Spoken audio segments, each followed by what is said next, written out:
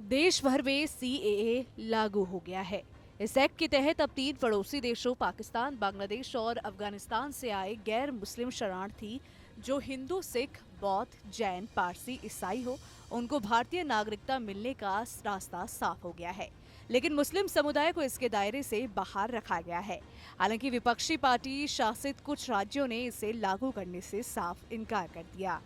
पश्चिम बंगाल की सीएम ममता बनर्जी ने इस कानून को भारतीय संविधान के धर्मनिरपेक्ष स्वरूप के खिलाफ बताया है। तो तमिलनाडु के मुख्यमंत्री स्टालिन ने भी इसका कड़ा विरोध किया है।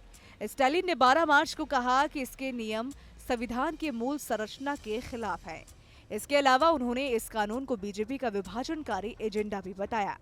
स्टालिन ने साफ कहा है कि वो इस कानून को अपने राज्य में लागू नहीं होने देंगे। हालांकि सवाल ये कि कुछ राज्य भले ही इसका विरोध कर रहे हों, लेकिन क्या वो संसद में पारित हुए इस कानून को अपने राज्यों में लागू होने से रोक सकते हैं? जानकारों का कहना है कि संविधान के आर्टिकल 256 के तहत संसद की ओर से पास हुए किसी भी कानून को लागू करने की जिम्मेदारी राज्य सरकारों की ही है।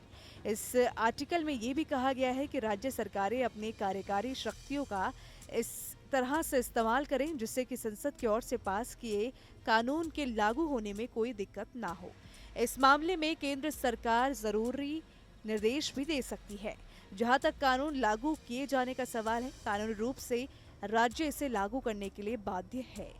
इसके अलावा जानकारों का ये भी कहना है कि नागरिकता का मामला संघ सूची के तहत आता है, जिस पर संसद ही कानून बना सकती है। दरअसल कानून बनाने के क्षेत्र अधिकार के मसले पर संविधान में 3 सूचियों का जिक्र है: संघ सूची, राज्य सूची और समवर्ती सूची। संघ सूची में रक्षा, विदेशी मामले, जनगणना, रेलवे और नागरिकता जैसे मसले आते हैं। जाहिर है कि इन पर कानून बनाने का अधिकार केवल संसद के पास है। इसके बाद police, law and order, health जैसे मामलों पर राज्य सरकारें कानून बना सकती है। इसके अलावा कुछ मामले ऐसे भी हैं जिनको लेकर केंद्र और राज्य दोनों ही कानून बना सकते हैं। इसमें शिक्षा, शादी और अडॉप्शन जैसे मामले शामिल हैं। हालांकि समझने वाली बात यह है कि केरल के विजयन सरकार ने न सिर्फ इस कानून का विरोध किया है, बल्कि केरल विधानसभा में इसके खिलाफ एक प्रस्ताव भी पास किया गया। साथ ही विजयन सरकार इस मुद्दे को लेकर सुप्रीम कोर्ट का दरवाजा भी खटखटा चुकी है।